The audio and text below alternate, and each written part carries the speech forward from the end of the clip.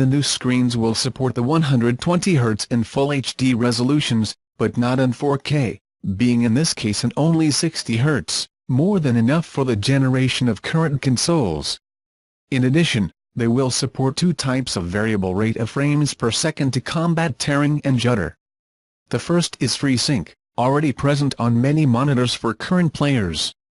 The second will be VRR Variable Refresh Rate, a characteristic of the HDMI 2.1 interface that, however, it seems it will be possible to implement with the HDMI 2.0 connectors of the new Samsung TVs. Remember that this year still will not jump to HDMI 2.1 as long as we have with a source of compatible content, as in principle it seems that it will be possible with an Xbox One S or One X.